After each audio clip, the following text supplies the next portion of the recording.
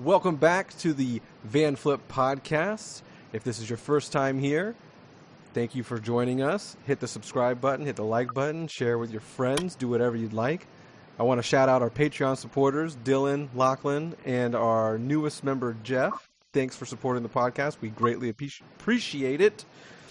This week, Alex is joining me again for the quarantine special. We have Josh, who is the current record label head of Bullet Tooth, but you may better know him as the owner of Trustkill Records, a very prominent hardcore label in the 90s and 2000s. So welcome to the show, Josh.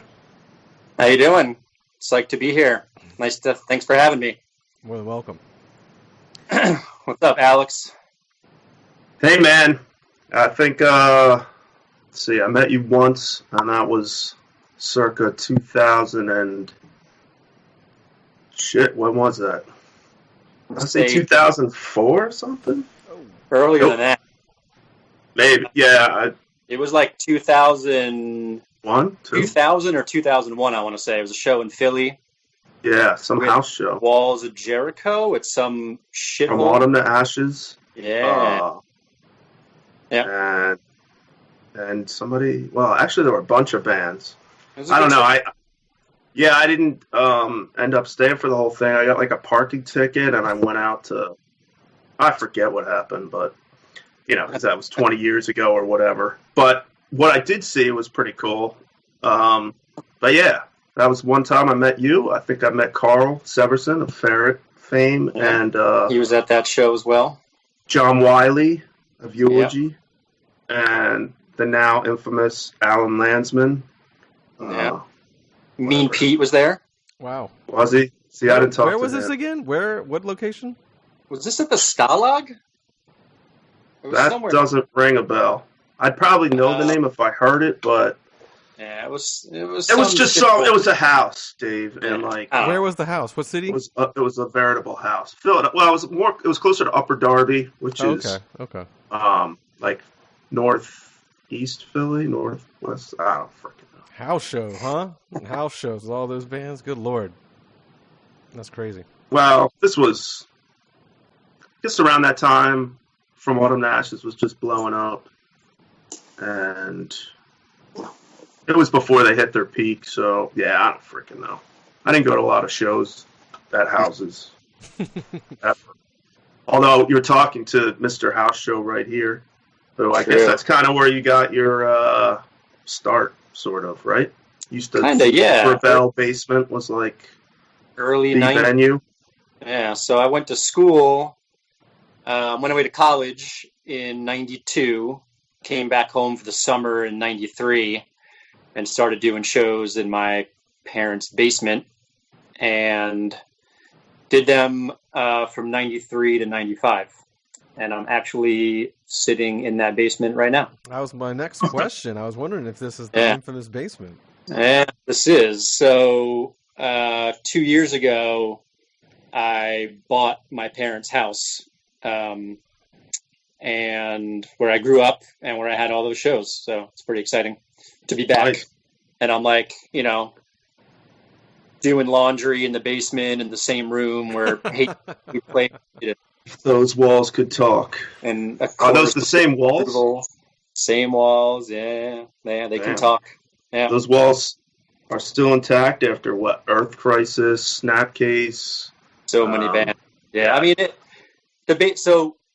I was 19 years old. I came home from my first summer, and I'm like, hey, Mom and Dad, can I have some hardcore bands play in the basement? And they were like, all right, why not? The basement, is a piece of shit. All the ceiling tiles were falling down, and the floor was all smashed up, and it didn't really matter. So, I had 20, 30 shows over the course of 2 or 3 years, and then in the late 90s, my parents finally finished the basement and made it look nice. So now it's pretty decent. Now, if like my kid in like 12 years asked me to have bands play down here, I'd be like, hell no. Because now it's my house. Yeah, I wouldn't recommend that. My my parents live in a house that's like 120 years old, and the basement is like a bunker of concrete, so that wouldn't work. But this house was built in 1960, and there's been a lot of issues and flooding and all kinds of stuff. But we've slowly but surely getting it back into place. You have an ample amount of parking, then, I take it. Well, it's at a dead end. It's in a cul-de-sac, which helps. And it's in the burbs. And I think, I had a lot of shows, and there were a lot of kids at these shows. I mean, one or two of them, there were probably 150, 200 kids, I want to say. But I feel like everyone was, really skinny back then, so they fit in the basement easily. Yeah. And I feel like also, we were young, and, everyone was carpooling, so I don't think, the neighborhood filled up with cars by any means, but I don't know. No one ever really complained. Well, that's cool. That's interesting. I mean, I had beer parties with 100 or 200 people, but my parents were, in a different country. They would have never, not only concerts, but just this music, hardcore, punk, whatever you want to call it. Yeah. That would have revolted them, I think. Funny story. One show, it was Split Lip, Ashes were on tour together, and I put them on a bill with a bunch of other bands, and my parents were here in the house when I would have shows, and they didn't really mind. But that Split Lip Ashes show, those bands got stuck somewhere, in Connecticut or something, I forget, and they called, and they were like, hey, we can show up, but we're going to be 4 hours late. We're not going to get there till midnight. They're like, is that cool? Should we still show up? Is there going to be people there? Can we still play? And I was like, yeah, why not? Doesn't really bother me. Kids will hang around. The shows here were more it was more not like a party vibe, but more like a hangout vibe. So I had maybe 3 bands play, and then literally everyone just hung out for 3 hours, and around midnight, Split Lip and Ashes showed up, and they played, and it was awesome, and there were 100 kids in the basement screaming their heads off, and I thought for sure my mom was going to kill me in the morning, because the bands were playing till 2 in the morning, and their bedroom is right above where the bands play. And the next morning I saw my mom, and I was like, I'm really sorry. And she goes, for what? And I was like, well, there were bands playing till 2 in the morning. And then she was like, oh, your father and I slept right through it, I guess. And no, Must have some thick ceilings or walls. I don't know. We don't, but I think also all the bodies in the basement kind of muffled the sound a bit. So who knows? Hey, once you're asleep, you're asleep, That could be. Yeah. You got cool parents, I'll say that. I do, yeah. Very. You got your dad, who recently passed away. Our condolences. But your dad was a doctor. Your mom was a lawyer, right? She is. Yeah. She's so still she's still okay. So you had the Cosby Show thing going on. I kind of did, and I have 3 older sisters. Oh, wow. And your names were Vanessa and yeah. Whoever the others were, Denise? Yeah, I got the Cosby joke when I was a little kid, of course. Yeah, sorry about that. That's the first thing I think of when a doctor and a lawyer are married. Yeah. Yeah. So my mom was 19. She was a high school dropout in a biker gang in Brooklyn. Hell yeah. And met my dad. He was 29. Just got home from medical school in Switzerland, and they met in the Poconos at one of those Jewish retreats that you learn about watching Mrs. Maisel. And they met, and they were married 6 months later. And years later, she went and got her GED. And then she went to law school while she had 4 kids, and eventually, started practicing law. Crazy. That's awesome. And props for mentioning the Poconos. Yeah. I think my parents honeymooned there because they had no money. But later in life, they bought a vacation home there, and I spent like 5 years of my life going to the Poconos every single freaking weekend to ski. That's awesome. And play tennis in the summer. I kind of miss it, but I didn't like it at the time. But in any case, I never thought the Poconos would be getting mentioned here, so that's cool. Yeah. And you went to, correct me if I'm wrong, I have this vague recollection that you went to law school, or you started to. Yeah, I went to law school at Syracuse, and I graduated in 2001, and had a clerkship lined up with a judge here in Monmouth County in Freehold, Judge Lair, and I was really excited about it. And I had, I'd started my record label when I was in college and never intended it to be a job or a career or to pay the bills. It was just for fun. And then I took 2 years off after college, and I went on tour with my bands, and I went back to school, to law school, ran the label all through school. And by the time I graduated, I realized, this was in 2001, so I'd already had a bunch of bands that were selling records, and some kind of exciting stuff was going on. Yeah, that's when Trustkill just... it was really starting to pop. Yeah. And I got a letter from the judge, and it was just, just outlining, what was going to happen when the clerkship was starting and what my duties were. And I was reading it, and I was just like, man, when I was in law school, I could easily skip a class if I had to, or, work till 4 a.m. if I had to, or, whatever. I just budgeted my time and got things done. But clerking for a judge, that would have been 9-10 hours a day working for a judge and not being able to, work on albums and tours and just everything I was doing with Trustkill at the time. And so I called my judge, and I passed on the clerkship, and he was kind of shocked. You're making a mistake, son. Yeah.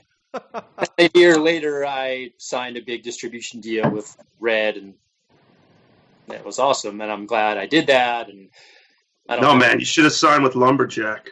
I don't have any regrets. Well, I did sign with Lumberjack. Oh, 4 years prior. No, actually, I signed with Lumberjack when they started. Lumberjack started with Trustkill. Oh, okay. So Trustkill was part of the original, I think it was 8 labels. But when Eric Astor from Art Monk started Lumberjack, it was like the 8 exclusive Lumberjack labels. I think it was Trustkill, Art Monk, Gern Blanston, Doghouse, and a couple others, I forget. But yeah, and then he ended up selling it to Dirk from Doghouse. And then I left, and yeah. How did Mortem Group? Wasn't there a Mortem? So Mortem was like a separate thing in the 90s. Explain what Mortem is for those who don't know. Mortem was a distribution company, just like Lumberjack. And then they were actually around before Lumberjack. And then those companies merged at some point, and I think Dirk bought Mortem. And then I'm not really sure what happened after that. Sorry, Dave. I didn't mean to send us down this road. You're good. But yeah, you're Lumberjack was a distribution company, but I know were what those are for the most part. But they were like the hardcore kind of our little corner of the world, the distro for distribution for. I remember a bunch of Lumberjack, labels. and I remember Red when Trustkill started doing it through Red. So that's how I knew both of those. But I didn't know if you were talking about if Mortem was a band or a guy. No, what happened, I think at some point, actually the 2 records that I put out with Lambgoat were Lumberjack, Mortem, because, there was some partnership or purchase, I don't know the details, but right around the time I did that, I started getting warnings about that company. I think, in fact, that Sounds of the Underground, I was in some back room that, I don't know what, I drank a lot that day, I don't remember, but I ended up next to Jake Bannon from Converge, and we were talking. He's like, they owe me $30,000 and they suck and blah blah blah, and I had just put out like an album with them, and then like 2 years later, they closed up shop, and So yeah, they totally screwed everything up. 3 years before that, back to 2002, I had been with Lumberjack for like, I don't know, 3, 4, 5 years by that point. And that record behind you, I had just put out, Poison the Well, Tear from the Red. I believe that was the last album I put out through Lumberjack. And I just looked at an email a couple of days ago. I was digging through something, and so it was 2002, and Lumberjack were handling all the pre-orders for the Tear from the Red record, and all the retail and basically everything. And, you know, there wasn't any back-end way for me to, like, see how many were selling or where they were going. So I just have to email them and be like, hey, what's going on? So I sent him an email and I said, hey, how's the Poison the Well record going? Are we getting pre-orders, or, you know, what's going on? And the email I got back from them was basically this like snotty, annoyed email basically saying, we're so fucking overwhelmed from your record that I don't know, but we'll get back to you at some point, because it was some woman, and she's like, I'm so busy packing up your records that I can't even find out that information for you. And I was like, well, that doesn't sound right. I was like, I guess that's a good news, bad news thing. It's a good news, bad news, but that was pretty much the end for me. And then, you know, 6 months later, I went to Sony, and then I ended up having to sue Lumberjack to get the $300,000 or $400,000 they still owed me. That they decided they just didn't want to pay me. So you guys have both kind of had the situation. Or no, oh yeah, did. Sorry. Basically, every label that was with Lumberjack at that point in the early mid 2000s, we all had to sue and settle out, and it was a big disaster. But you know, luckily I got to a company that could handle big records, and we moved on. So there's a couple things I know that me and Alex have for you specifically, but before we get like super into that, for those who don't really know or are too young to really remember, explain how, like, what Trustkill was and like the bands that you guys had on your earlier rosters. You know, because to me, there's a handful of labels. We've already mentioned most of them already in this podcast, but you guys were like the cornerstone for like all the hardcore, metalcore, metal stuff, you know, that I could find outside of, you know, whatever was on the radio or the TV, which is very borderline underground per se. So just kind of like TV hardcore. That's what I'm saying. Like MTV2 at some point when Trustkill was around, they also had videos, but you know, you guys were already out for a while before that happened. So, yeah, just like explain how you know, like the whole situation with Trustkill, like getting it. I mean, you already described how you got it together, but like, you know, what it was. How did it blow up? Yeah. Blow up, man. I mean, I'm too close to it to ever feel that it like blew up, but you know, I was just trying to like keep all the plates spinning and, you know, working for the bands I'd signed and, you know, trying to, you know, build careers. I mean, can we agree that probably the catalyst for the explosion, and I realize you didn't see it as an explosion, but perhaps from an outsider's perspective, the catalyst, as I see it, was the Opposite of December by Poison the Well. Yeah, I would say that was a big turning point. That came out right at the end of '99, early 2000. So I was in law school. It was my second year of law school, and I signed Poison the Well, 18 Visions, and Walls of Jericho in the same month. Yeah, all three big bands from back in the day. Three really big, but at the time, to me, it didn't seem big. I mean, well, I guess they weren't big then. They weren't big. I mean, you know, Walls of Jericho had a record out on Get It. Remember them vaguely. And then 18 Visions had their record out on Life Sentence, and Poison Noel had a record out on Good Life. So I signed this off. one. Where is it? Yeah. This. Which one? He's pointing Vanity? to a bunch. He's pointing to a bunch Distance. of. Distance only makes the heart grow fonder. Oh, that one. Yeah. That. Pointing to posters behind him. Yeah, I can't see what's behind. So then in 99, so early 2000, it was like boom, boom, boom. Poison Noel, 18 Visions, Walls of Jericho. Trying to think what else came out around that time. I was also heavily involved in doing Hellfest. So I got involved with Hellfest in 98 and then 99 and then 2000 was really like there you go.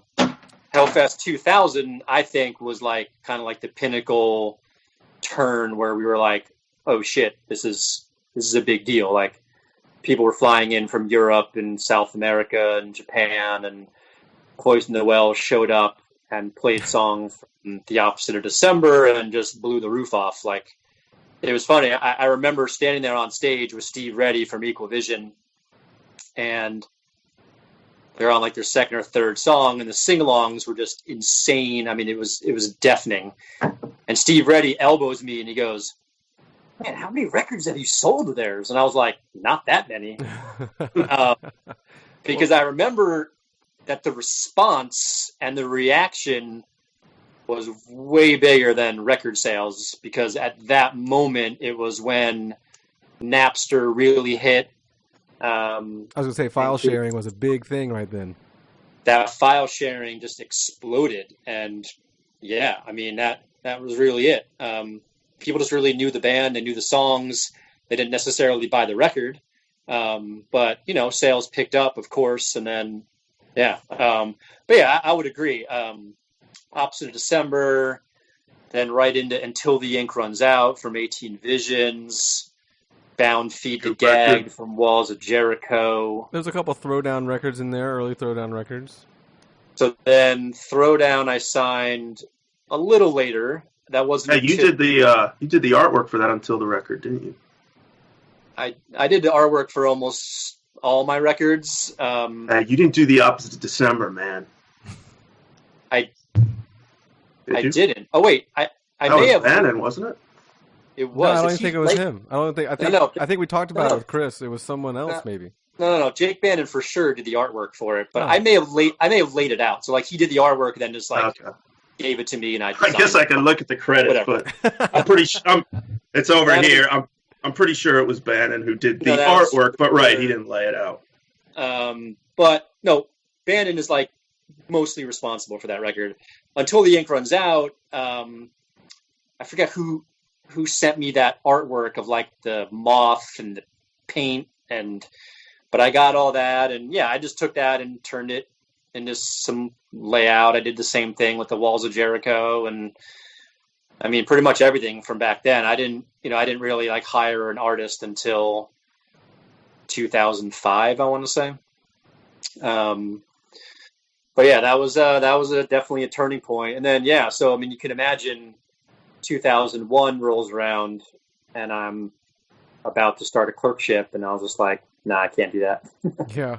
And then you were saying Tear from the Red was coming out, and they just got even bigger and bigger. Plus, Tear from the Red. They did another record. And so, how many people were in the Trustkill office altogether? Is it just you handling like the bulk, or did you have like help with like booking shows, finding bands, doing any of the everyday office duties and stuff like that a record label would? So I never really got involved in booking tours. I had, I worked with some agents early on. Probably the agent I would say Matt Pike from, what was it back then? It was Kenmore. But yeah, Matt Pike in the early 2000s picked up, a bunch of my bands.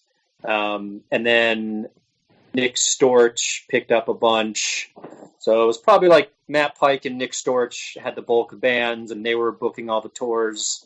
And I wouldn't get too involved in that. I mean, I would make suggestions, but that was about it. Or pick support bands or whatever. But yeah, I mean, let me think. 2002 is when I first hired someone, and it was actually my friend Kyle and my friend Tim. I hired them really just to do mail order because we had this web store, and I was doing mail order myself on top of everything else. So I hired those two guys to come in and do mail order. And then after that, it was, trying to think who came after that. I mean, you know, I only ever had 5 or 6 people in the office. In fact, I'll use the air quotes because I never had an office. I've always worked from home. Trustkill never had any office space. So, you know, everyone would come to my house and work. And I eventually got a sales guy, and I got a designer. I hired Chris Hansen, who does No Sleep. No Sleep Records, yeah. And, but he started No Sleep when he was working for me in my basement. Right. That's crazy that he still does that and that To Catch a Predator show. Yeah, exactly. Yeah. Have a seat, please. I remember Dave. Dave was like your... So Dave Camo was my business manager. He was like my web guy.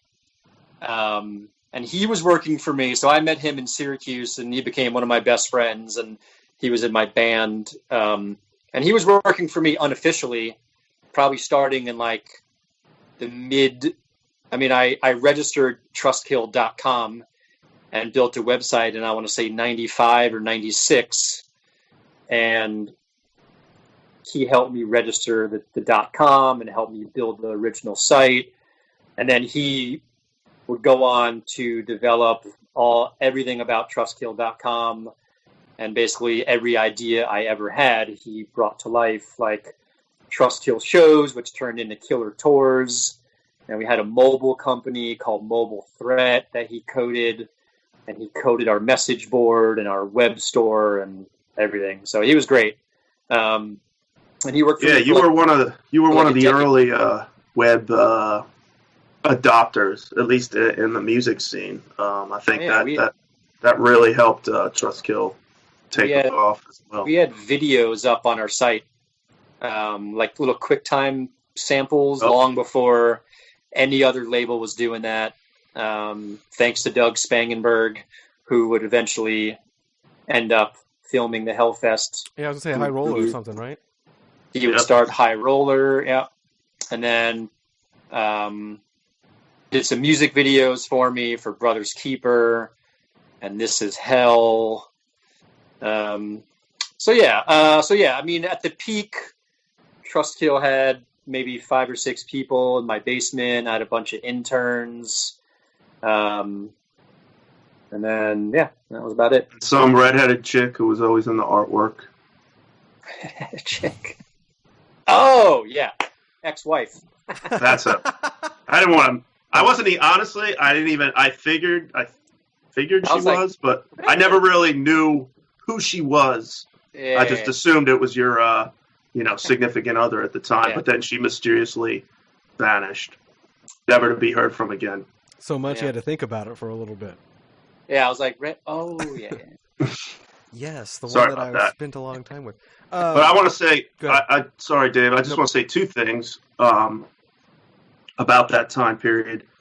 The first is I must thank Josh, as he was one of the first people that sort of gave me any attention whatsoever when I launched this new website. I do remember, reaching out to a bunch of labels. Some were receptive, some weren't. I can still remember Jade Tree basically told me to go away, as did like Magic Bullet and a few others. Hydra Head was cool. They sent me a bunch of stuff, but Josh sent me a bunch of stuff, and literally I guess.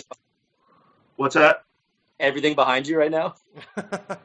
Well, He's lucky you got to keep it all, over the I bet time. this Walls of Jericho came from there, and probably opposite December, but the rest came later. I have more, this was like, my basement's a mess, but this was like 5 minutes of seeing what I had lying around. Yeah, I should probably explain. Like you're in front of like a display of posters and memorabilia that have to do. Well, I'm assuming it's with just a Josh's whiteboard stuff. that I threw like magnets up. But yeah, we got Brothers Keeper here.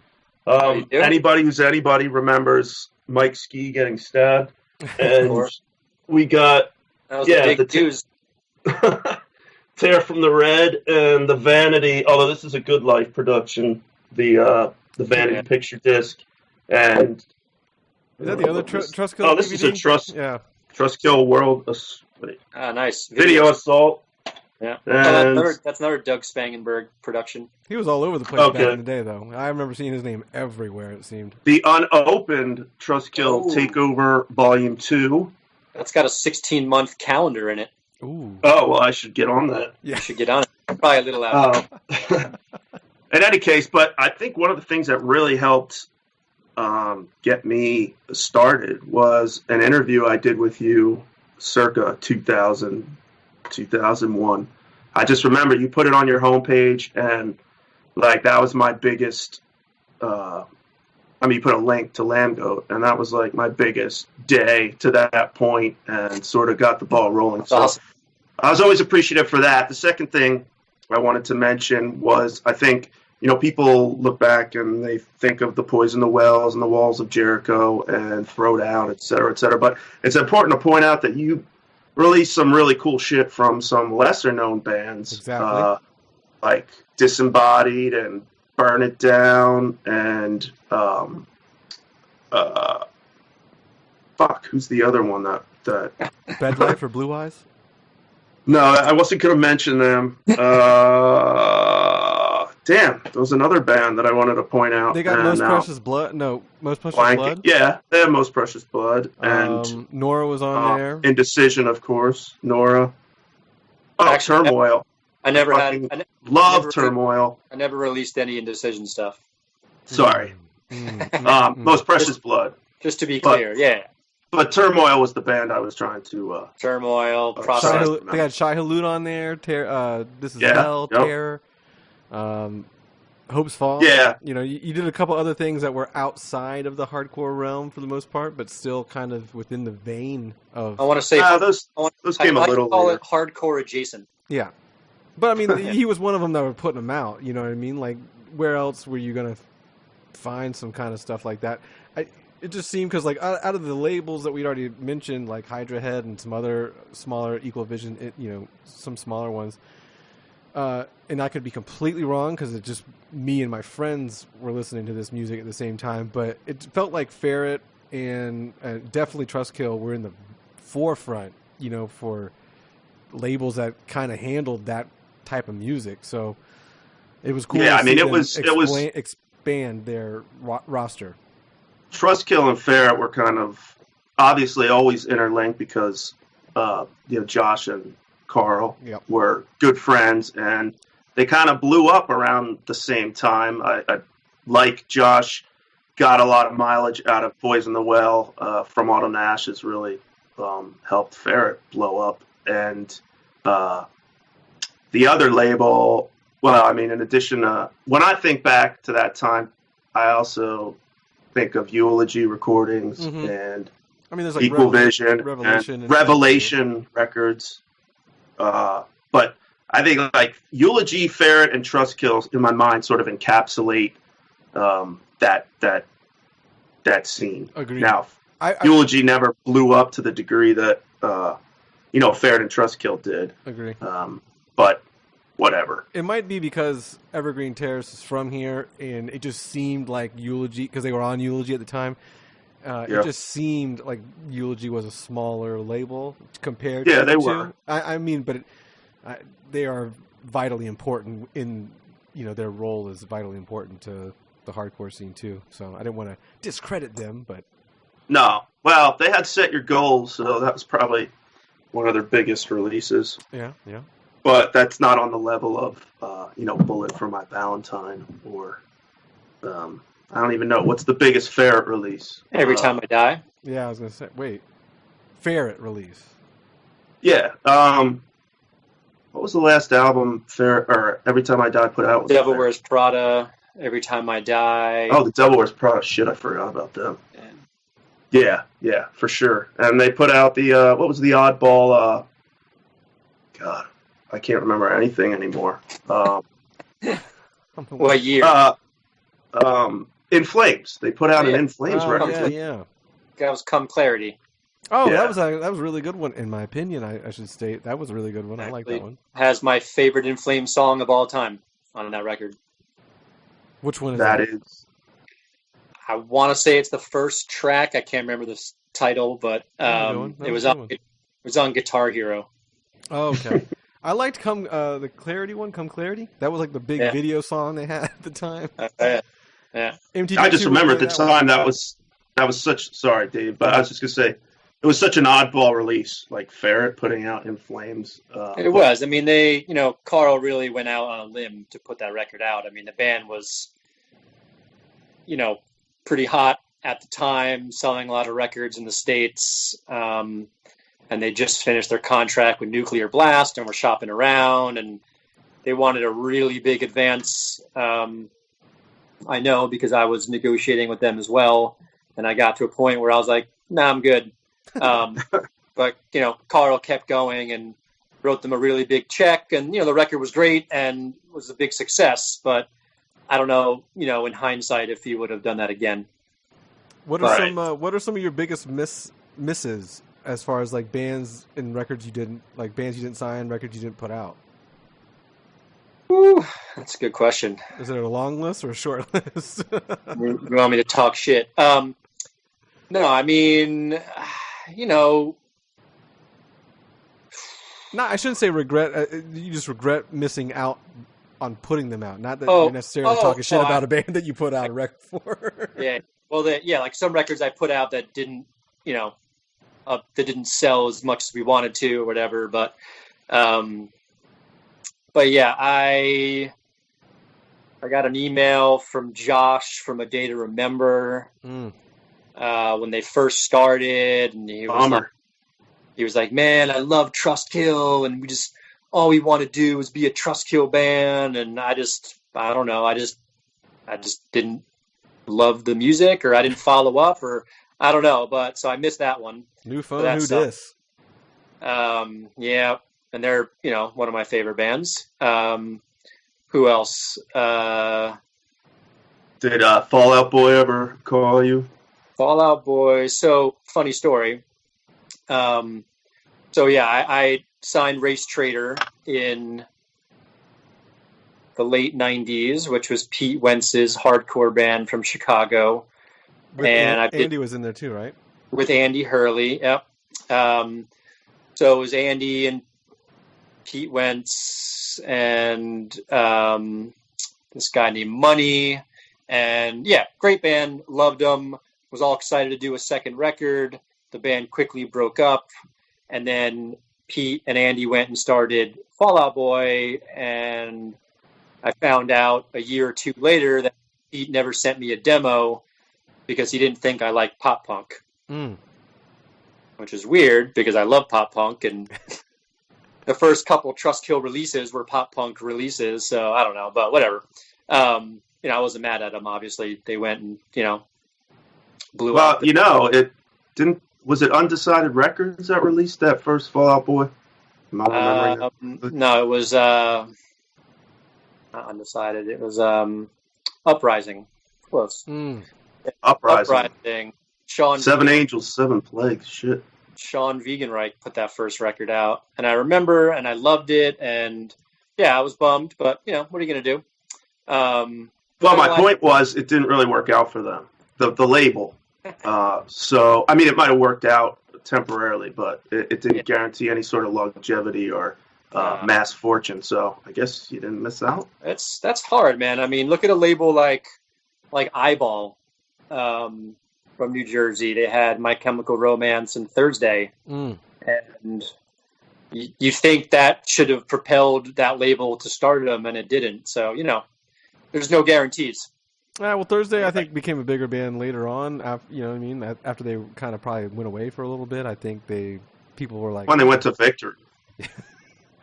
Speaking of that, I guess I should just touch on there's many, I guess, people that have negative things to say about their record label that they work with, whether it be your record label, Victory, or any other record label that is out there in the world, per se.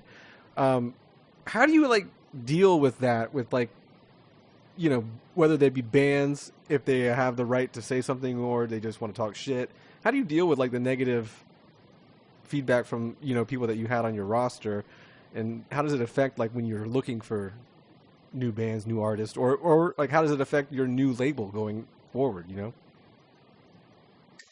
I mean, yeah, I mean, that, you know, it sucks when business doesn't necessarily work out the way you wanted to work out. I mean, at the end of the day, it's a music business. It's not a music friendship. So when there's money involved and everyone has to pay their rent, you know, things can happen.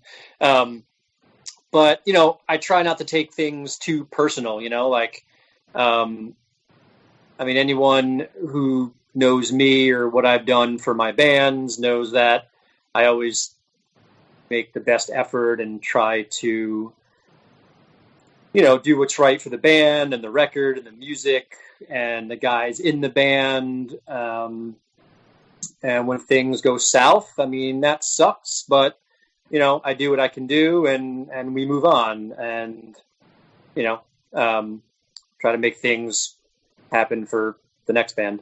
But, you know, I don't know. I guess that's. I mean, I think we'd be remiss if we, you know, didn't. There's been not lately, because obviously Trustkill isn't a thing, but there was some shit talk between, you know, Hopesfall was one of the more vocal shit talkers, I'll say, for a lack of eloquent way to put it. And we talked to Chris Hornbrook, you know, in one of these episodes. He didn't have anything to say about Trustkill, but I know, you know, he was probably not a Trustkill, you know, he wasn't president of the fan club down the road. And I've gotten phone calls from Rob Fusco where he just made it clear he wasn't a fan. And I mean, if you ask me who the most notorious record label is, as far as, I don't want to say mistreatment, but basically, you know, relationships ending badly, it's obviously Tony Brummel of Victory Records. And I'm not putting Trustkill in that category at all, but, you know, there have been it does seem like a few of those relationships have soured, and, you know, people might say, well, where there's smoke, there's fire. I guess, why did you have, you know, falling? I don't mean to put you on the spot. I just don't want to be one of those people that, like, hey, you're the best, everything's perfect. Thanks, Josh. Yeah, I mean, you know, why? It was. Were they mostly? I assume they were mostly. It's always money. So I'll just assume, you know, the root of all those things is financial.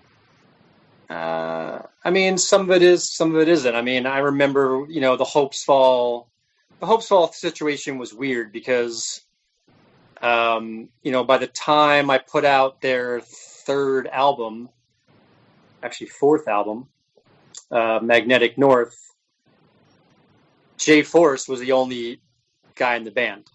The whole band had, I don't know, quit, got kicked out. I don't know what happened, but, you know, Jay was the only guy left. And, you know, we tried really hard to, like, get them out on tour and support the record. And it was, you know, it was tough. But one of the things I remember that Hopesfall complained about was that I took a song off the album and used it as a B-side for Japan.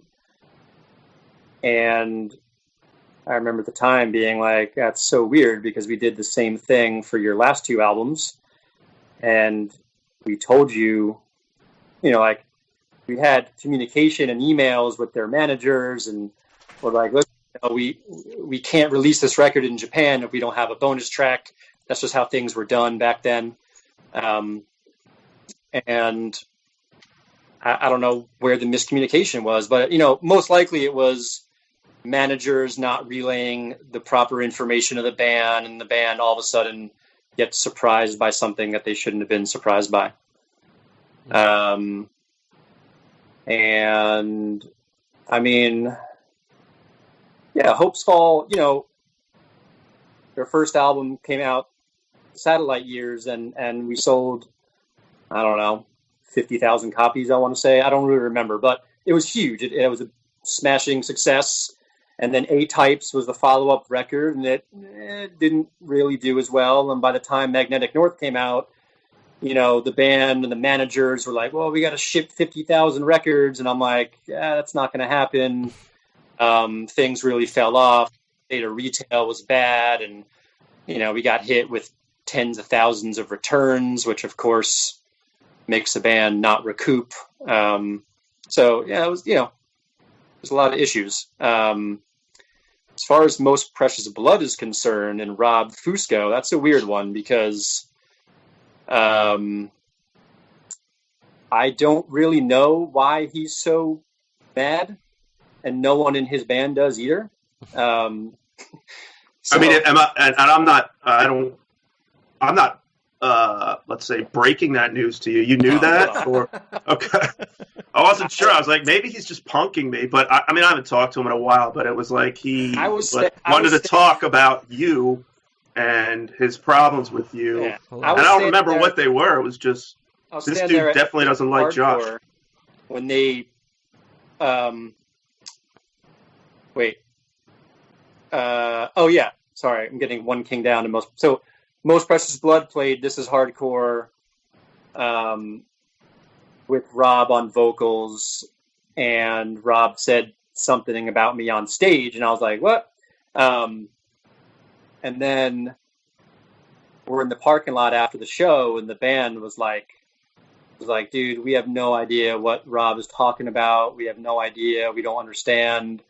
You know, and basically the band was like, you know, I don't know. I don't want to say anything, but the band basically was like, we don't understand what he's so mad about.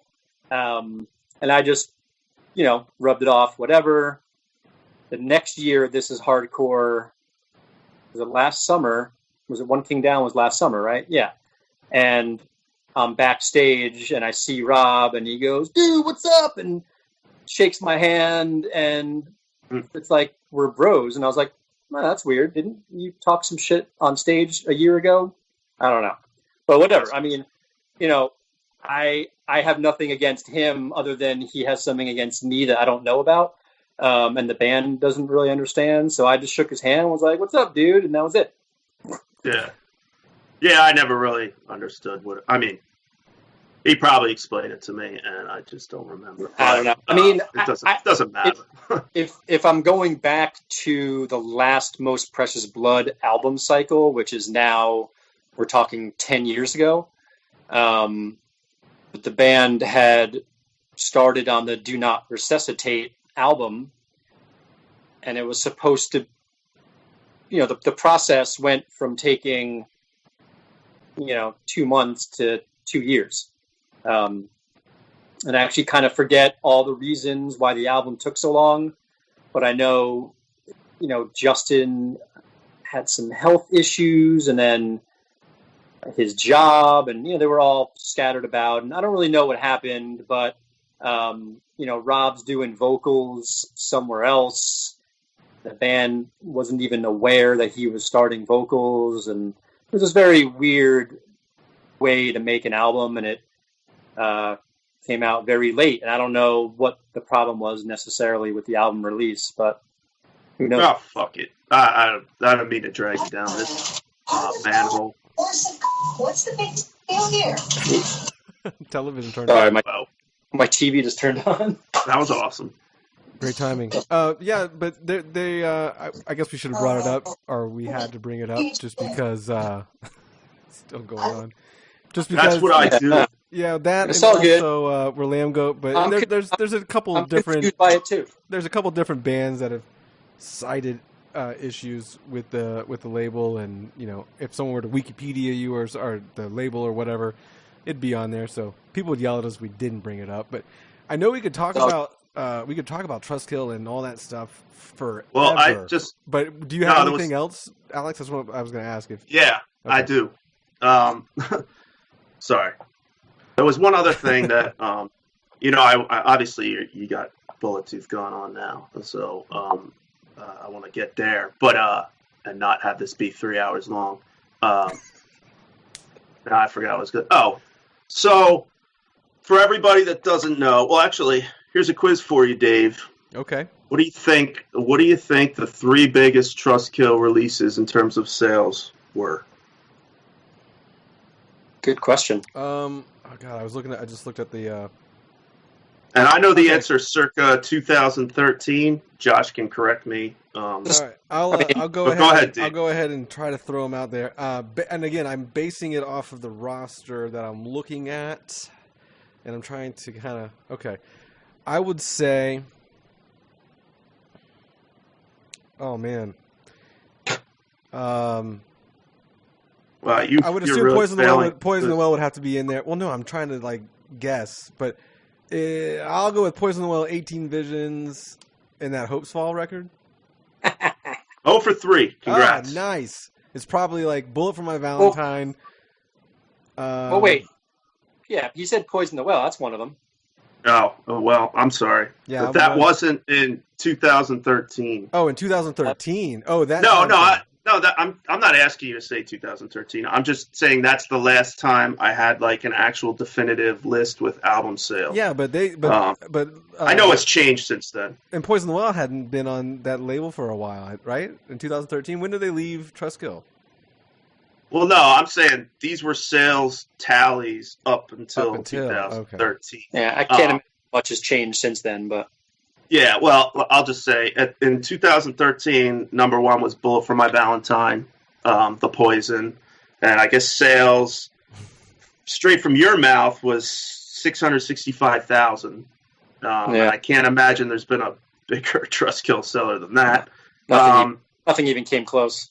Right. Number 2 was Bleeding Through, This Is Love, This Is Murderous, 143,000. That is impressive because I was going to say that, but I was like, nah, this only me and my friends were jamming that. But then... Yeah, that was a big record for them, and okay, impressive. Go ahead. And number 3, again, in 2013, was also Bleeding Through The Truth, with just short of 100,000. Wow. Now, at the time, Tear from the Red was 82,000, and The Opposite of December was 80,000. So, I guess that's changed. Oh. Yeah, I don't know. I haven't looked at... Or maybe just lied to me in 2013. I haven't looked at those numbers in a while. I mean, that's mostly accurate, but I would say Poison the Well, The Opposite of December would be in there, probably right under Bleeding Through. I would say a lot of... Number 4 was Throwdown, Haymaker. Okay, and so 5 was I'm close. It Dies Today. I'm close. Throwdown. I almost said It Dies Today, too. God, I'm pretty close. Yeah, probably 4, 5, and 6 would be... Throwdown, Haymaker, It Dies Today, The Caitiff Choir, and Bleeding Through The Truth. Jeez, all those. I mean, outside of, I'm not a Bullet for My Valentine fan, so I didn't really ever listen to them. But damn, all those other records are so pivotal, Or I don't know, but I wouldn't want to say pivotal, but damn, those are from bands that kind of all this is built on for the most part now. Yeah, bands like Hopesfall. And Walls of Jericho. Second tier sellers. Oh, and Terror. All those bands did great, sold tens of thousands of records, but just not. They didn't get up to 75, 100,000. Yeah, Bullet for My Valentine. I wouldn't. That blows my mind that it was over 500,000 sales because just. First, I mean, your label, again, no disrespect, was a smaller label, but, I mean, that band at the time, I mean, I heard them on Madden, they were on Madden for a while. This was probably after they left Trustkill a little bit. No. Oh, they were on there? No, I assumed. We got them. That was that was 2005. You had some deal, that wasn't a homegrown Trustkill band. No, you got the U.S. rights to release it or something. Yeah, this woman Julie in the UK signed them to her label, Visible Noise, who also had Bring Me the Horizon and the Lost Prophets, who were a big deal back then. Ooh, but not so much now. Not so much now. So yeah, she had like those big 3 English bands, and she tried to get me to sign Bring Me the Horizon, and I wanted nothing to do with it. Regret that one as well. Whoops. Yeah. Whoops. But For My Valentine, I was like, yeah, like this is awesome. We can do something with this.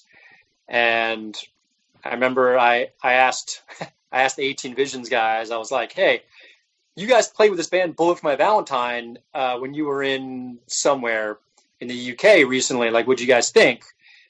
And they were like, man, don't sign those guys. They were terrible, blah, blah, blah. And so, you always got to take what got dudes in bands say with a grain of salt. Yeah, they don't want to get outshined, on their own label.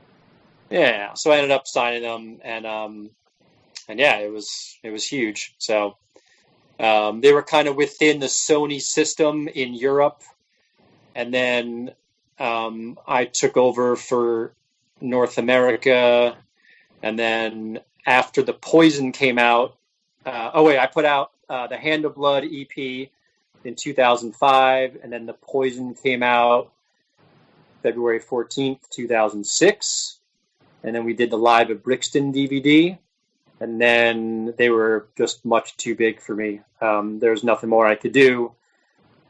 They were selling too many records.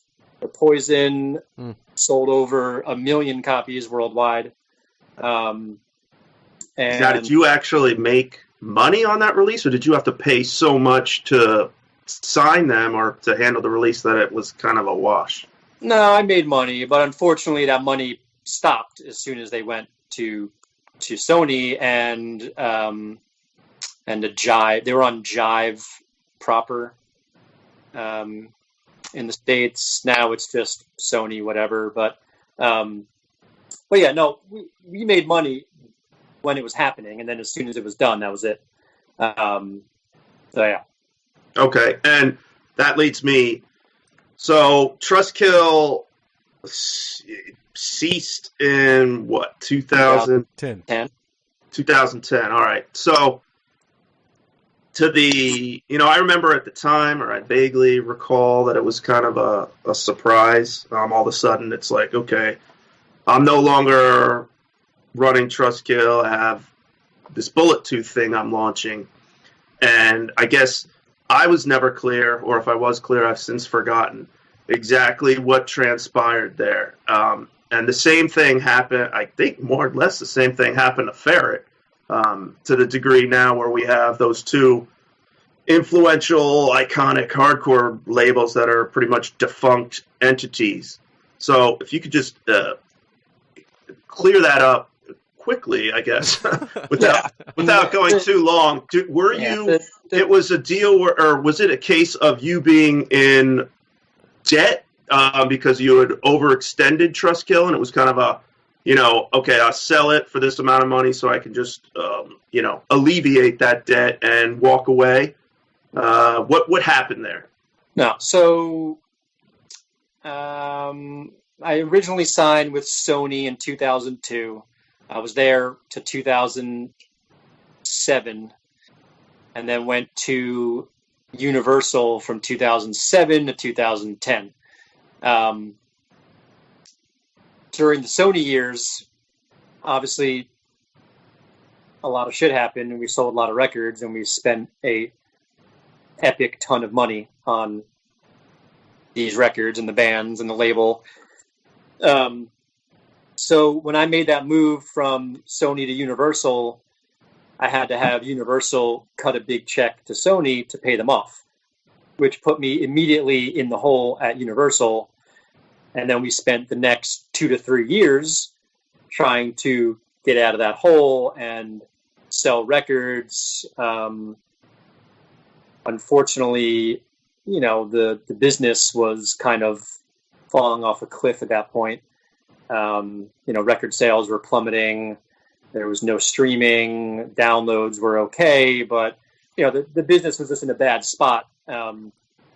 And then you had the economic collapse, and these big companies were tightening up checkbooks. And when the time came where they were no longer paying me, because it got to the point where they're like, listen, you're so undercooped, we can't pay you. So even if you hit your projections and, you know, your next 10 releases sell exactly what you say they're going to sell, you're still not going to see a penny. So I couldn't, you know, pay my staff or pay my rent or put out records or do anything, really. I was pretty stuck. And I spent a good year and a half probably fighting with them and flying to LA with my lawyer and trying to work things out. And they had a new president who didn't give a shit about my company or my bands. He was a country guy and rap and just didn't understand what I was doing. And they basically just folded their arms and said, nah, we're good. We're just going to sell the catalog and that's it. So I had no choice but to just walk away from it and give them the catalog. And start. So you had no start from scratch. No, I didn't sell anything. At that point, it was already somebody else's. The catalog was completely devalued and worthless. We had, in the mid to late 2000s, we had shipped so many CDs to retail. You know, when a new release would come out, like let's say Bleeding Through the Truth would come out, we shipped probably 75,000 CDs, and let's say 50,000 came back. I don't know. But we were getting hundreds of thousands of returns. As soon, you know, the retail landscape was shrinking and Target and, you know, all these stores were not carrying CDs anymore. Those all got returned to Universal, which, you know, was a recoupable expense. So there was no money and there was no value and no one was buying the CDs and no one was downloading them. So it was valueless. So I just walked away. And that was it. So you walked away with no big check, without ownership of the label you started.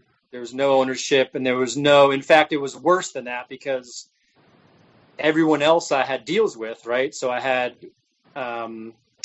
you know, Merch Now was running my web store, and we had deals with Revelation. Revelation was manufacturing vinyl, and I had distributors in Europe. I was working with Plastic Head and Cargo and Shock in Australia, and, you know, all these people that I had debts to as well. And when I started over, I didn't want to, you know, burn all these people that were friends of mine for 10, 15, 20 years, like a Steve Reddy at Merch Now. So long story short, I start Bullet Tooth and I have to work my way kind of back to zero with all these companies I had deals with. So like the first year of Bullet Tooth, I was selling records and merch through our web store to get my debt from Trustkill back to zero. So it was, that first year or two was really rough. Yeah, that doesn't sound fun. Well, the whole thing sounds horribly painful, and I imagine you've probably reconciled it a long time ago, but just having something that you built and it sucked, and now it's gone.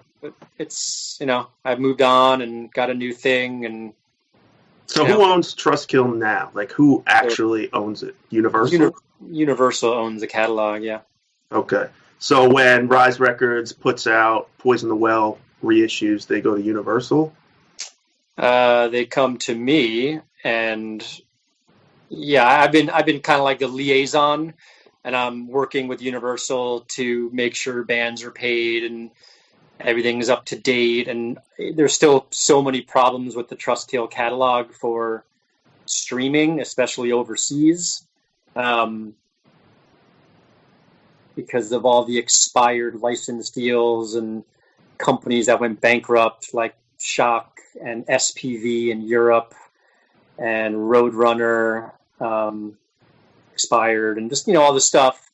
So it's a giant pain in the ass, and I want these records up and available, and get the artist paid. And so I've been trying to work with them. It's tough because it's like these companies kind of change hands every year or two, and there's some new guy involved, and then they don't want to do something or whatever. But why are you?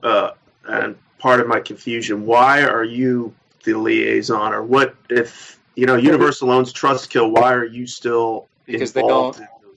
Because they don't really know the bands, or they don't have the relations. So like, do they bring you? Do they pay you for your time? No. But like Rise, right? So Matthew at Rise used to be in Roses Are Red on Trustkill, so he would come to me and be like, "Hey, we want to do this Poison the Well thing," or Equal Vision came to me and were like, "Hey, we want to release this Hopesfall vinyl," and I'm like, "All right." So I just like forward an email to whoever is the product manager at Universal, and we just kind of work something out and get it going. So yeah. So Universal basically took that brand, whatever cachet Trustkill had, and just sat on it, did nothing with it. Sat on it and did nothing with it, yeah. Because I guess they have bigger things to focus on. I don't think it's not their vibe. From their perspective. Yeah, it sucks. I mean, obviously it's not how I wanted it to go, and Carl has similar things with Ferret, like they foreclosed on his label and took all the masters, and that sucks. I mean, it's a very similar situation. Horrible. Yeah. Well, so you started Bullet Tooth, and are we skipping to that? There's something else I'd like to interject. I'm sorry. All right, so go for it. I've had a question, and I've wanted to know what happened, and we've talked kind of about the festival already, but Hellfest was also a big cornerstone, I think, for, I don't know, man, not just hardcore in general, but it was a festival before festivals were a thing, early 2000s. And when we talk about Hellfest, we're not talking about the one in Europe. We're talking about the one you did in Syracuse for a number of years, and then the last one, I actually attended that one in Elizabeth, New Jersey, at the Rexplex, and we were lucky enough. My band won some contest with Radio Takeover, and we got invited up there. We were like the fourth place band. We didn't get to play or anything, but we what band? Yeah. Blink 182. Yeah, no, I'll send it to you after this is all said and done. I'm not saying it on the podcast. But, it was She Dies in December. Clearly, you're very proud of that. I mean, it is what it is. We had a cover song, and, that was when Baby Got Back. We had heard Baby Got Back, and so we did a cover song similar to that. But, one thing led to another, and we ended up at Hellfest, and that was one of the biggest. I mean, me and my friends still talk about that today, because we drove up from Florida to New Jersey, and like you said, people are flying in from all over the world to go to this thing, and it was like literally like an insane time.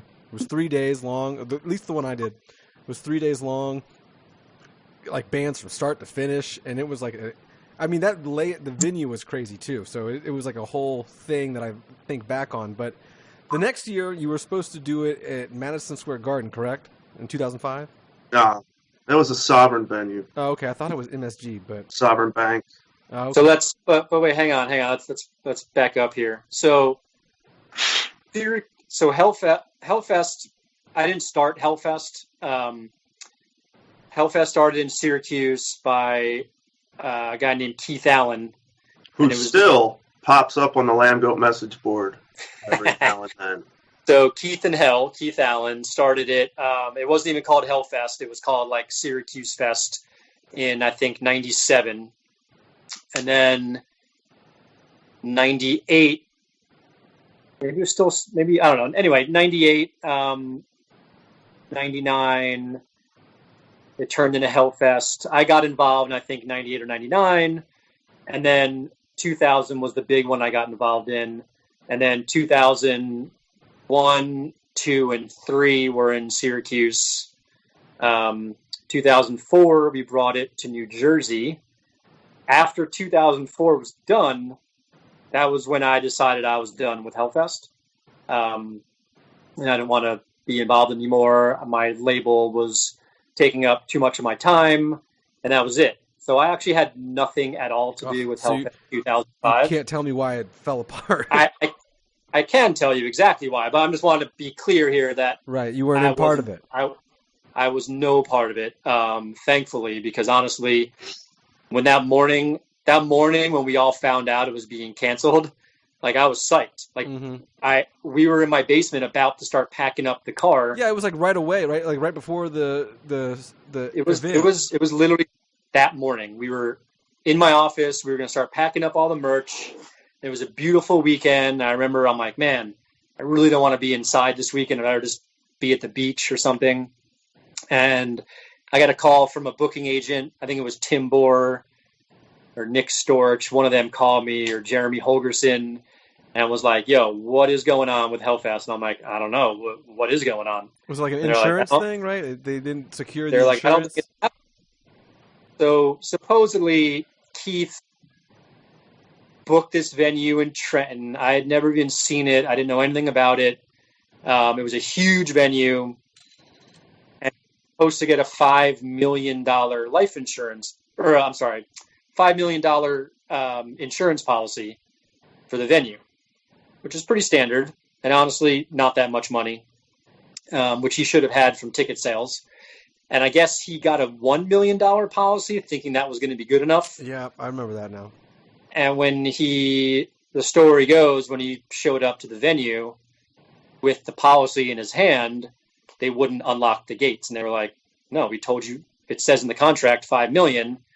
We need 5 million policy or we're not opening the gates. And for some reason, he couldn't go get a $5 million policy. I have no idea why. Wow. And then the whole thing got canceled, and it sucks for like a few of my bands who were supposed to play. And it would have been a great weekend, but that was it. And a lot of bands got rerouted and played shows in Philly, but yeah, it's a bummer. Yeah, that was an epic, like an epic show, man. I think back, and 2004 was fun. Oh yeah, and you know what's really big bummer about that festival too? Not that festival, but I mean, High Roller was doing the DVDs, and I was so psyched to like not only attend the event, but like later on I was going to be like, oh, I can't wait to get the DVD, because I had the previous Hellfest DVDs too. And then here we are 2020, and I mean, Sonny of 856 has the footage, and he's slowly doing his thing with it, but like, oh my god, I've been chomping at the bit to get some of those sets. Yeah, Doug and Sean from Radio Takeover spent a lot of money and time filming 2004. And I don't really remember why they never finished or whatever happened, but I think shortly thereafter, Radio Takeover... Actually, wait, no, Radio Takeover went under because of Hellfest 2005. That never happened. I would assume so, yeah. They were like a sponsor or something. They were the main sponsor, heavily invested, and I don't know really what happened, but yeah, the fact that all that footage is going to start coming out is awesome. Did you watch... Bad Luck? You know what? That was the infamous like riot, and I was not there during that set.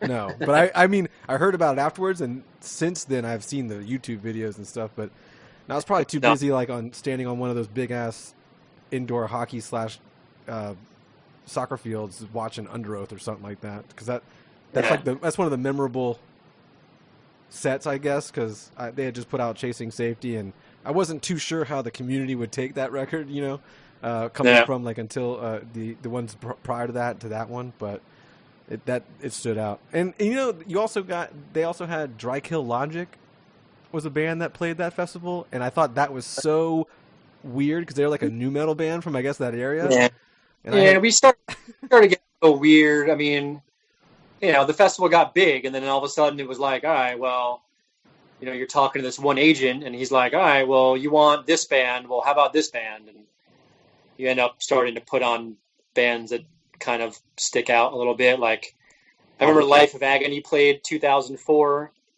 and I just remember them, like the band themselves as being a bunch of pricks. It's like you got always like, young dudes and bands like It Dies Today and everyone's so nice, and everyone, I think it's, I don't know. And like I went up on stage, and one of the guys in Life of Agony was just like a total prick, and I'm like, ugh, why did we even book you guys? Well, I mean, props to the Dry Kill Logic thing. That was probably the only time I would have ever gotten to see them live. And by that time, I had somewhat moved on from nu metal. So to see them, me and my best friend, current best friend, and at the time, that was like so mind blowing that they were there. So we definitely caught that set, even though I think it was like in a gym somewhere or some weird.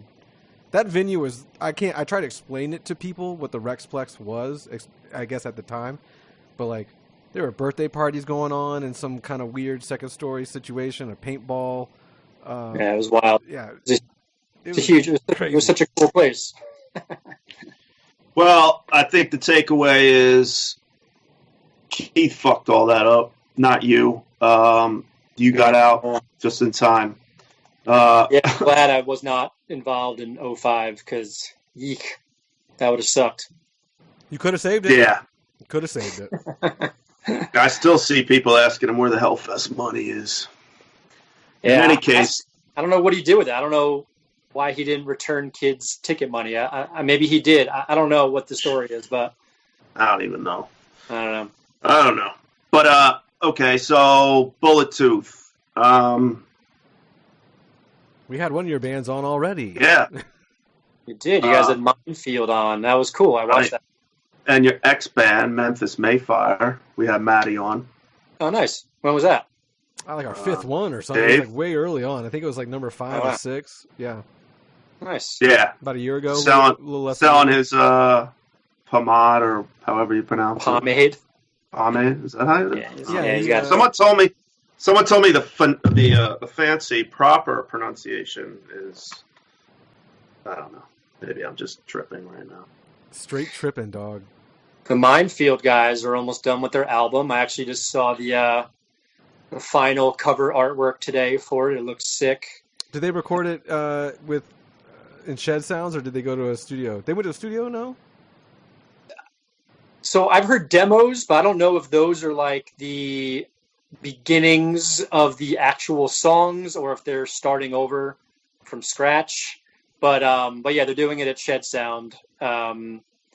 And songs sound awesome. It's heavy as balls, and it's great. Love it. Yeah, they're a great hardcore metal / crossover band. That seems to be all the rage currently. The crossover.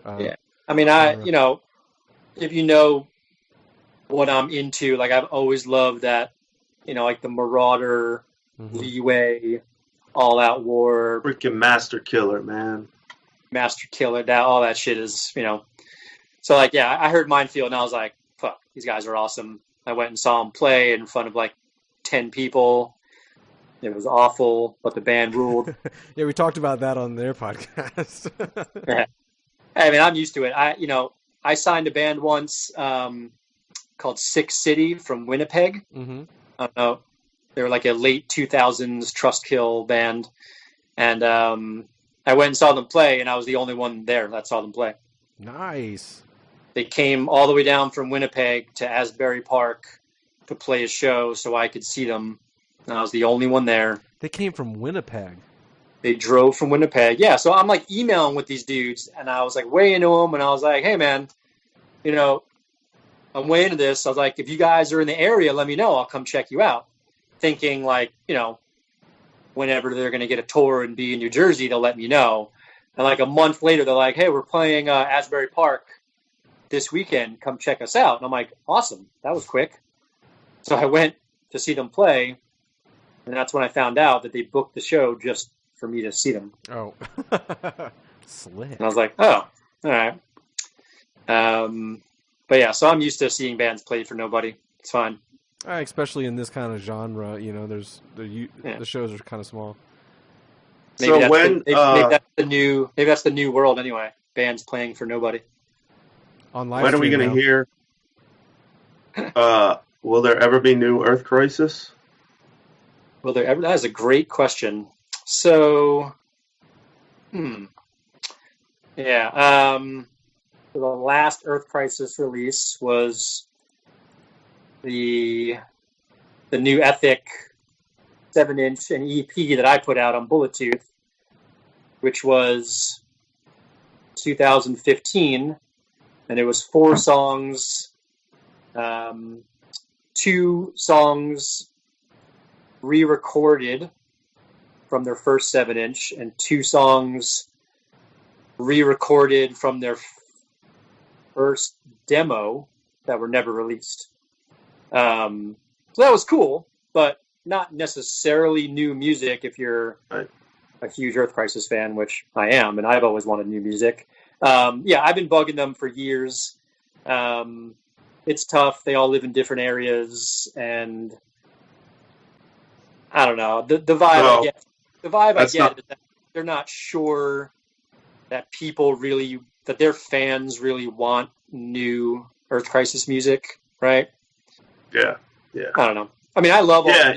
the newer stuff, but You get into a situation where you feel like you're risking your legacy. yeah, I think that's kind of where they are. They still play, obviously, here and there, and like the California takeover they just did, and they're one of those bands that kind of knows what their fans want, and they have like a 45-minute to an hour-long set list of songs that they have to play, or people are going to get mad. So yeah, I don't know. I hope it happens. We'll see. How about any new First Blood music ever coming? First Blood? Yeah. I don't know. Probably, yeah. I mean, Carl lives in Sweden, I think. Yeah, it seems like all they ever do is play shows in Europe, and that's the existence. Yeah, because he moved to Sweden a couple years ago, and yeah, I don't know. I wish they would tour the States so I could see him again, but Yeah, and I guess now that Justin is a big shot, most Precious Blood is on ice, save for maybe an occasional This Is Hardcore appearance or something. yeah, and they played like Back to School Jam this past fall with Tom on vocals instead of Rob. And when I say big shot, for anybody who doesn't know, he's a New York City councilman. Yeah, I was about to say Which- he's a politician now. It's not a good Big look deal. to be fronting the hardcore band, I don't think, unfortunately. Yeah. Well, he doesn't hide his past, but yeah, Can't be doing it currently, you know what I mean? Yeah, it's been a while. I mean, I would love new music from them, but I doubt it. yeah. Well, what's I mean, Bullet Tooth, I guess, as far as if you compare Trustkill to Bullet Tooth, just speaking of your schedule, it seems like, Bullet Tooth's quiet. So yeah, what? I mean, You're not working on Bullet Tooth 10 hours a day. Maybe you are, but I don't think you are. What are you doing with yourself these days? no, I mean, I used to put out 10, 12 records a year and hustle and, work 12 hours a day, but I don't want to do that anymore. And putting out records is expensive. And, so I, luckily with streaming revenue, the company's income is a little more stable than it was, let's say 5, 10, 15 years ago. Whereas, in the 2000s, I was putting out dozens of records because I had to, and I had to maintain that overhead and just keep pumping out records. Where now there's revenue coming in from streaming on the whole catalog, so I kind of You don't have to lift a finger. be a little more choosy with the bands I'm working with, and so yeah, I mean, I don't have to sign, but I can sign bands when I want. So like if I find something I like like Minefield or Death Ray Vision, those guys came to me and were like, "Yeah, we got this new band." I'm like, "This sounds awesome. Let's do it."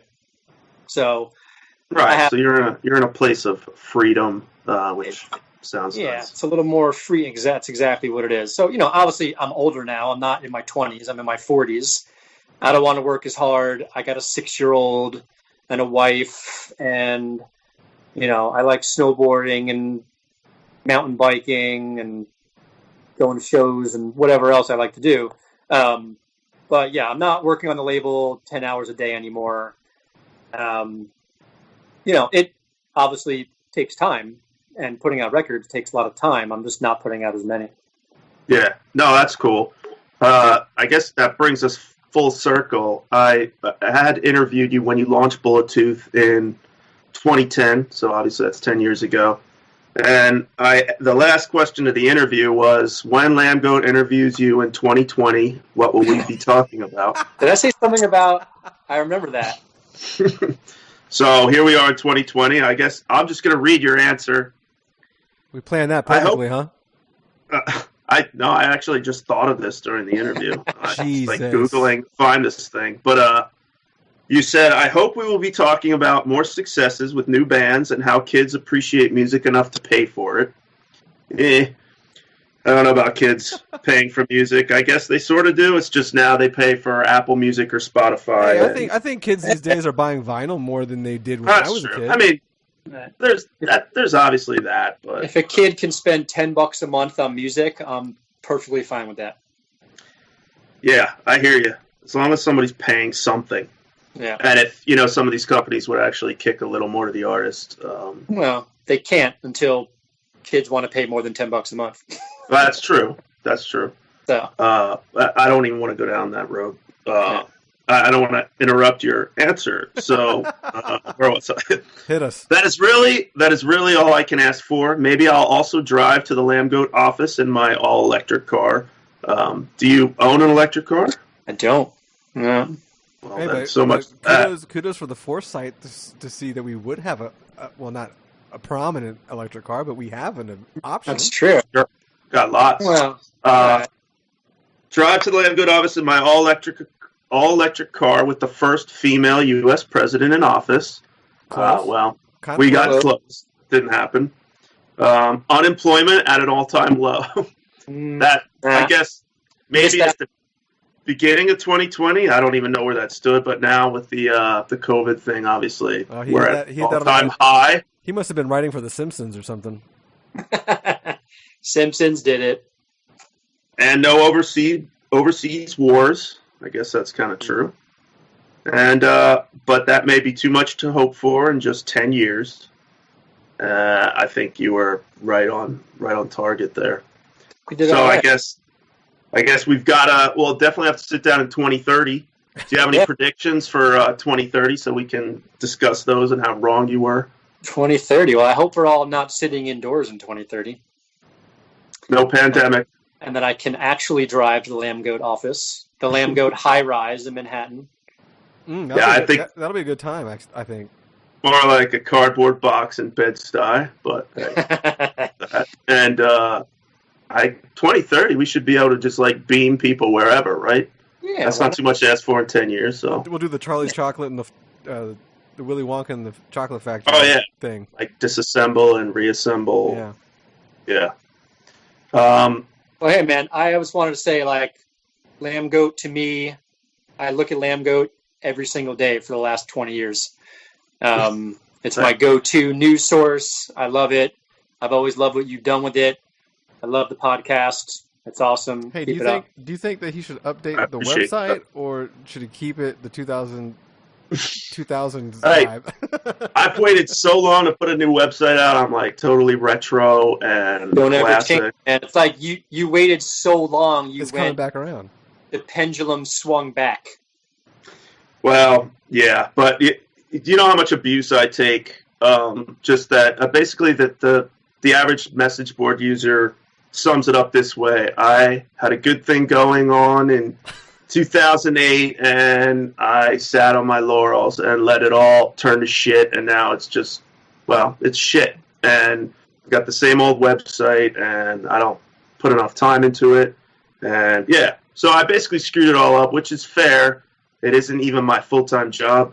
But I do appreciate you coming for 20 years, and as I mentioned earlier, I owe, some of my success, if you want to call it that, to you, so I appreciate that. And hopefully we'll both be in business in some respect with music in 2030, and we can see what happens. Yep. Awesome. I would also thanks, guys. Thanks for having me. Yeah, you're more than welcome. I would also like to say thank you as well.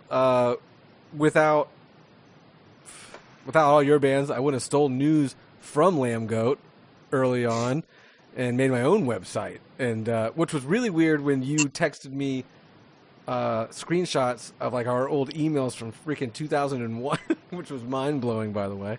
Yeah. But yeah, I save everything.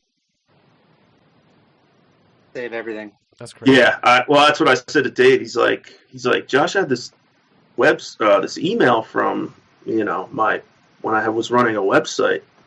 And that's pretty much my response. Once you've been in business a bit, you learn to save everything because you're going to need it. You're going to need to rip out that proof at some point. Yeah. If you emailed me or wrote me a letter since the mid-'90s, I still have it. Yeah, I was going to say that was like a 2001 email or something. It was crazy. And again, a lot of my traffic to my website came from, I think, that banner ad share that we had talked about in that email you sent me. So really? Ooh, that's awesome. Banner ad shares, link exchanges. Yeah, we were killing it. There was no money. I mean, like, again, there was no money being tossed around. I mean, you were a record label, so you probably had a tiny bit of money. But yeah, as far as like, there was no. I'm sure you did it for the love back in the day, back in the early days, and then I was doing it for the love. I didn't get paid anything other than like your free care packages of CDs that I would receive for reviews and stuff like that. But other than that, well, Trustkill paid Lambgoat some money, Dave. Well, I didn't have a big enough website. My little puny HRN website wasn't as dominant. I had to steal the news from you. They weren't giving it to me, Yeah. Now everybody I don't even want to go there. It's a lost art form getting news for hardcore and metal. But yeah, I think this is a great place to end. All right, guys. What should we be on the lookout for Bullet Tooth? Other than we already said Minefield is going to have a release coming out. Yeah, we got this Minefield album coming out. Probably, I'm going to say summer or fall. And I got a new album coming out from that band Throw the Fight from Minneapolis. That's coming out August 7th.